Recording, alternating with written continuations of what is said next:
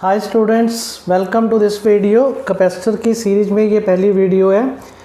इसमें हम capacitor start कर रहे हैं। We will have a basic understanding of capacitor कि कैपेसिटर क्या है, कहाँ यूज़ होता है और कैसे कोई भी कंडक्टर जो वो कैपेसिटर कहलाता है। तो कैपेसिटर या उसको कंडेंसर भी बोला जाता है। It is an electrical device which is use to store electrical energy. Correct. तो पहले आप देखिए कि कैपेसिटर आप अपनी डेली लाइफ में कहाँ कहाँ देखते हैं। बच्चों, फ़ैन के अंदर एक ऐसे सिलेंड्रिकल टाइप वाइट कलर का कैपेसिटर लगा होता है। इसके अलावा आप जितने भी कोई भी इलेक्ट्रॉनिक डिवाइस है, मान लो कोई टीवी है, कोई आपको लेटस से कोई म्यूज़िक प्लेयर है, उसको अगर आप खोलेंगे तो उसके अंदर एक सर्किट बोर्ड होता है और उस सर्किट बोर्ड के अंदर आपको रेड कलर येलो कलर के बटन टाइप कैपेसिटर मिलेंगे, छोटे छोटे ऐसे, राइट। तो कैपेसिटर बेसिकली एक एनर्जी बूस्टर है। मतलब ये हमें ये सर्किट को लेटस से एनर्जी प्रोवाइड करते हैं जब चाहिए सर्किट को, right. So it is a device which is use to store electrical energy. आइए थोड़ा और समझते हैं कि एनर्जी, इलेक्ट्रिकल एनर्जी का मीनिंग यहाँ पे क्या है, राइट। जैसे फॉर एग्जांपल मैंने कि एक सिंपल एक क्यू चार्ज बनाया, तो जब मैं किसी भी ऑब्जेक्ट को चार्ज कर लेता हूँ तो इसके आसपास हमें पता है उसका इलेक्ट्रिक फील्ड बनना शुरू हो जाता है और पोटेंशियल भी आना शुरू हो जाता है, राइट। तो क्या ये जो मैंने चार्ज बनाया या इसके आसपास इलेक्ट्रिक फील्ड बनाई है, क्या ये एनर्जी है? Yes, it is a source of energy. ये भी एक एनर्जी है, लेकिन ये एनर्जी हमारे इतने काम की नहीं है, ये बिखरी हुई एनर्जी है। आप इसको प्रॉपरली ऐसे समझेंगे जैसे हम इसको अगर वाटर से कंपेयर कर लें कि मान लो हमारे पास एक फ्लोर पे बिखरा हुआ पानी है, राइट। लेकिन वो बिखरा हुआ पानी हमारे लिए इतना काम का नहीं है, हमारे यूज़ का नहीं है। या आप ऐसे समझें कि बारिश हो रही है और ड्रॉप्स गिर रही हैं, राइट। तो वो रेन ड्रॉप्स हम हो रही हैं, यस, वो बिखर रही हैं, गिर रही हैं, हम इतना यूज़ नहीं कर पा रहे। लेकिन अगर हम उनको किसी एक ड्रम में इकट्ठा कर लें, किसी एक बकेट में इकट्ठा कर लें, तो वो पानी इकट्ठा हो जाएगा। वही पानी जो पहले बिखर रहा था, यूज़लेस था, अब वो वही बकेट या ड्रम हमारे लिए काम का हो जाएगा। तो बिल्कुल यही है, ये जो एनर्जी है ये बिखरी हुई है। अगर हम इसको किसी जगह कंटेन कर लें, स्टोर कर लें, तो वही एनर्जी हमारे काम की हो जाएगी। तो कैपेसिटर बेसिकली इस एनर्जी को स्टोर करता है, राइट, ठीक है। तो आप जब भी आपने कैपेसिटर पढ़ना ना, आपने अपने माइंड में एक वाटर टैंक रखिए कि जैसे वाटर टैंक पानी को स्टोर करता है, ऐसे कैपेसिटर इलेक्ट्रिकल एनर्जी को स्टोर करता है, करेक्ट। काफ़ी सिमिलैरिटीज़ आपको मिलेंगी और आपको टॉपिक पढ़ने में आसानी होएगी, राइट। अब हम ये समझेंगे कि बेसिक पहले एक सिंपल सी इक्वेशन समझ लेते हैं कि जैसे हमने मान लो कोई कंडक्टर है, किसी कंडक्टर को चार्ज कर दिया, जब हमने चार्ज कर दिया तो वो एनर्जी बन गई, राइट। तो मान लो ये कोई कंडक्टर ही था, हमने उसको क्यू चार्ज किया, तो इस क्यू चार्ज की वजह से इसका एक पोटेंशियल बनना शुरू हो जाएगा। तो हम बोलेंगे क्यू प्रोपोर्शनल टू वी, कि जितना हम चार्ज देंगे उतना पोटेंशियल ज़्यादा बनेगा, राइट। मैंने वी ही क्यों लिखा? क्योंकि हमने एनर्जी की बात कर रहे हैं और पोटेंशियल स्केलर क्वांटिटी है, तो इसलिए हमने क्यू प्रोपोर्शनल टू वी लिखा, राइट। तो मतलब सिंपल सा है कि इस कंडक्टर को हम जितना चार्ज देंगे उतना उसका पोटेंशियल बढ़ता जाएगा। अब एक छोटी सी कॉमन सेंस है कि कंडक्टर की शेप कैसी है वो भी तो मैटर करती है। तो उसके लिए यहाँ पे कांस्टेंट आ जाएगा, Q equal to C V. Here C को आप चाहे कांस्टेंट बोल लीजिए या हम यहाँ पे कैपेसिटेंस बोलेंगे। तो C is the capacitance of the conductor, तो C equal to Q by V हो गया। तो ये पहला बेसिक फॉर्मूला हमारे पास आ रहा है। Here C stands for capacitance, Q for charge, V is the potential, correct. यहाँ पे मैं एक छोटा सा क्वेश्चन आपसे पूछ रहा हूँ कि अगर मैं बोलूँ कि इस कंडक्टर पे ध्यान से समझिए, C is the capacitance of the conductor. Capacitance मतलब ability of the conductor to store the charge, right. तो अगर मैं आपसे पूछूं कि मैंने Q को हाफ कर दिया है या डबल कर दिया है तो C पे क्या फ़र्क पड़ेगा? आप वीडियो पॉज करके अपने आप सोचिए कि ऑन चेंजिंग Q और V what is the effect on C, right. तो answer is no effect. Capacitance पे कोई फ़र्क नहीं पड़ने वाला, करेक्ट। आप इसको इससे रिलेट कीजिए, जैसे हमारे घरों में एक टैंक है, पानी का टैंक है, राइट। वो 1000 लीटर का है या 2000 लीटर का है, राइट। और उसको भरने के लिए एक मोटर लगी हुई है। तो अगर हम मोटर छोटी या बड़ी लगाएंगे तो क्या ज़्यादा पानी आएगा? Answer is no. पानी तो कैपेसिटी के हिसाब से ही आएगा, सिर्फ जल्दी या लेट भरेगा वो, करेक्ट। ऐसे ही ये कैपेसिटर है। कैपेसिटर में कितनी एनर्जी स्टोर होएगी वो Q और V पे डिपेंड नहीं करेगी। कैपेसिटेंस एबिलिटी वो डिपेंड करेगी वो कैपेसिटर कैसा है, उसकी शेप कैसी है, उसकी डायमेंशंस कैसी हैं, राइट, और उसके अंदर का मीडियम एक इलेक्ट्रिसिटी में वो इम्पॉर्टेंट है। It will not depend upon the Q and V। तो C is very very important point है। That's why I told you always compare it with the water tank, you will have a better understanding. C does not have C does not change with the changing of Q or V, rather it depends upon the dimensions, right, and the medium inside the capacitor, correct? So let us proceed further and we will तो यहाँ पे graph भी हम बना सकते हैं C equal to Q by V।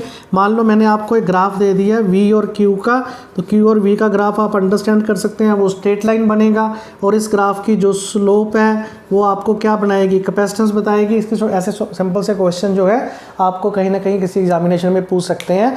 आपको एक दो ग्राफ दिए होंगे, कैपेसिटेंस को कंपेयर करो। Now we will understand the principle of the capacitor.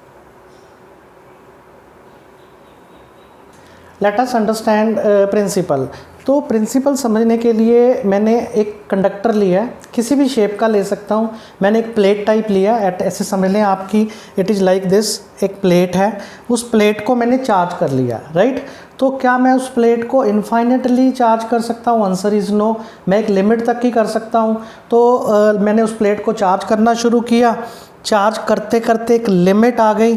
Limit का मतलब एक मैक्सिमम पोटेंशियल आ गया उसका, कि मैं उससे ज़्यादा चार्ज नहीं कर सकता उसको, राइट, ठीक है। तो मैंने इसको चार्ज कर लिया ऐसे।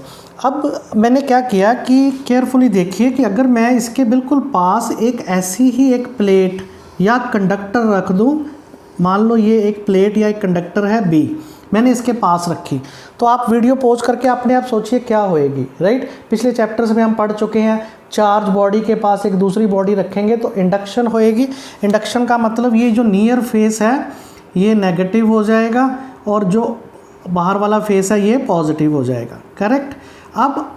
अब समझते हैं कि इसका जो पोटेंशियल मैक्सिमम आ चुका था, उस पोटेंशियल पे कोई फ़र्क पड़ रहा है कि नहीं पड़ रहा है। मान लेते हैं कि इसका जो मैक्सिमम पोटेंशियल था ना, इसका मैक्सिमम पोटेंशियल V था, मतलब इससे ज़्यादा हम इसको चार्ज नहीं कर सकते हैं।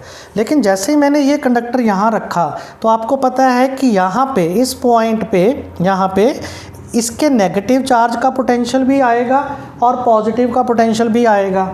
तो मान लेते हैं नेगेटिव चार्ज का potential negative -V1, positive charge का पोटेंशियल +V2। ऐसे मैंने कोई अपने आप ही एक फिगर इमेजिन कर लिया है।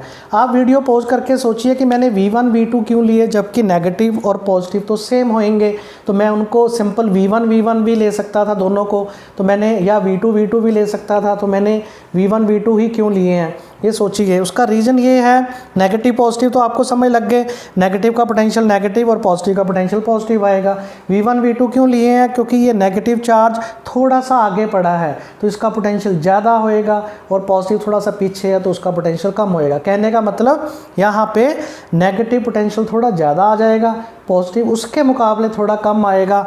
तो नेट पोटेंशियल अपने आप सोचिए, जो V से इसका जो मैक्सिमम पोटेंशियल था वो कम हो गया। मतलब ये हुआ कि इसके पास कंडक्टिंग प्लेट रखने से, न्यूट्रल प्लेट थी वो, रखने से उसका पोटेंशियल कम हो गया। पोटेंशियल कम होने का मतलब चार्ज तो उतना ही है, लेकिन उसका मैक्सिमम पोटेंशियल कम हो गया। मतलब अब हमारे पास एक कैपेसिटी आ गई कि हम इस कंडक्टर को और चार्ज कर सकते हैं। ये पॉइंट बड़ा इंपॉर्टेंट है समझने वाला, कि पहले देखिए दोबारा हमारे पास एक कंडक्टर था, हमने उसको चार्ज किया, उसकी मैक्सिमम पोटेंशियल आ गया, अब हम इसको और नहीं चार्ज कर सकते, राइट। तो हमने क्या किया, उसके पास एक कंडक्टर जाके रख दिया। ऐसा करने से क्या हुआ, एक कंडक्टर का जो मैक्सिमम पोटेंशियल आया था ना वो हल्का सा कम हो गया।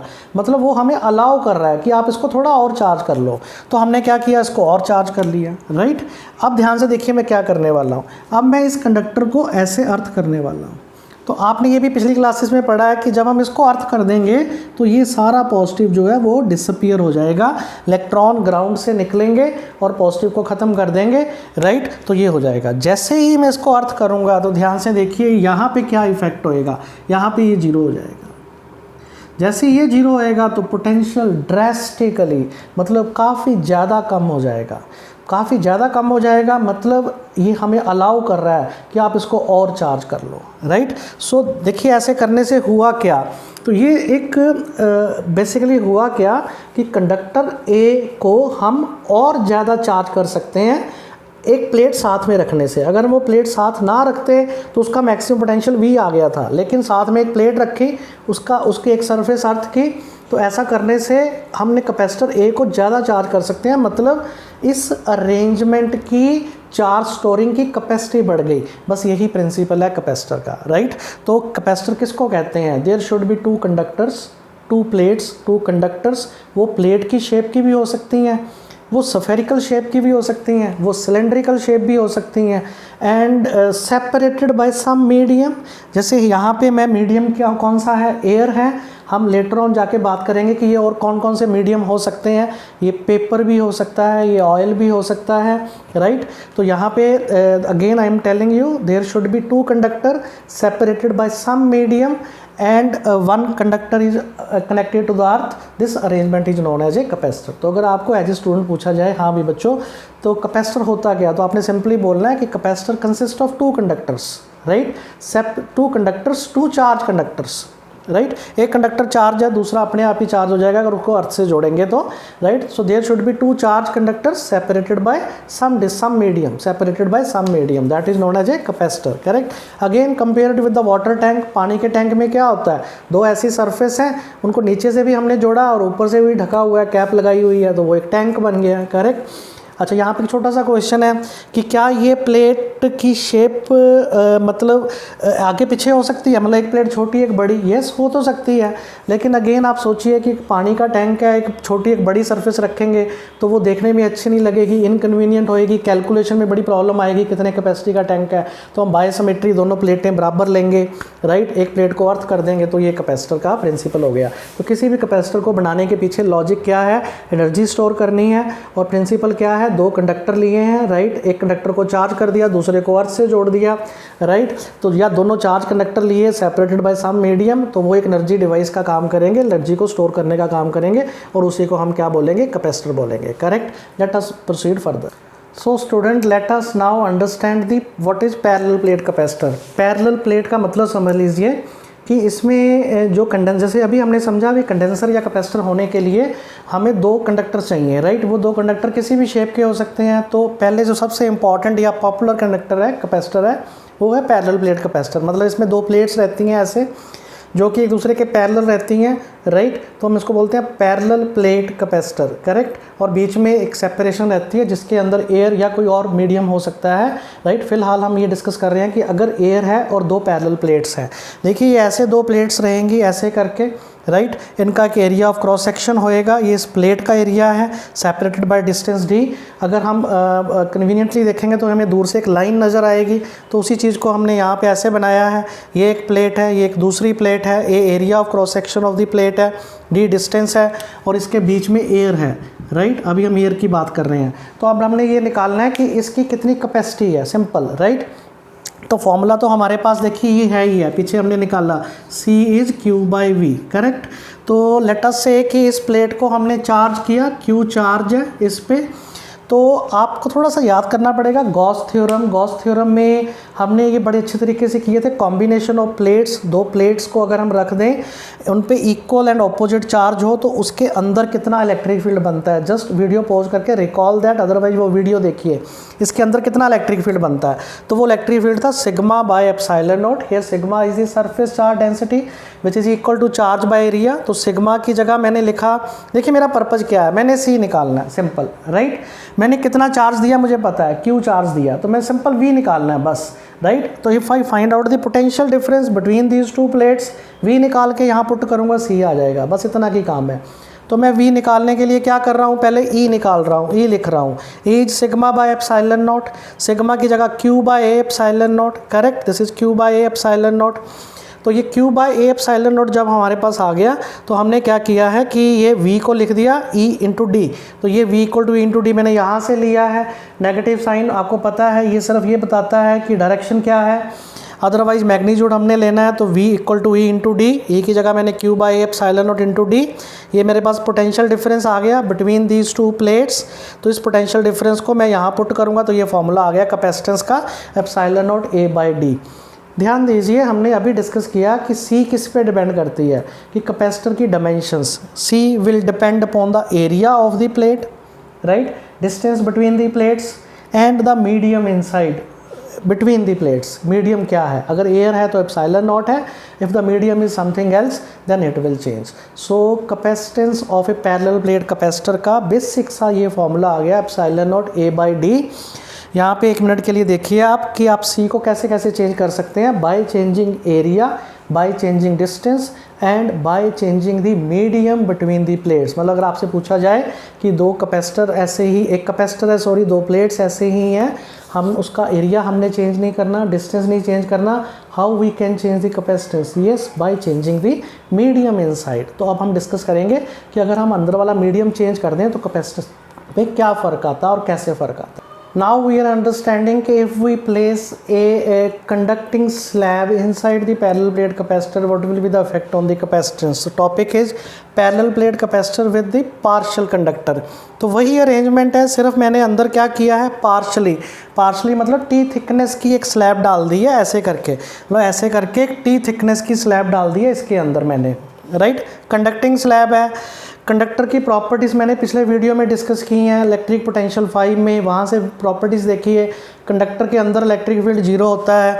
तो अब देखिए, सोचिए अपने आप क्या होएगा कि इस प्लेट के अंदर इतनी जगह इलेक्ट्रिक फील्ड ख़त्म हो जाएगा और सिर्फ इतनी जगह ही रहेगा। तो इलेक्ट्रिक फील्ड सिर्फ कितनी जगह रहा, D-T वाली स्पेस में।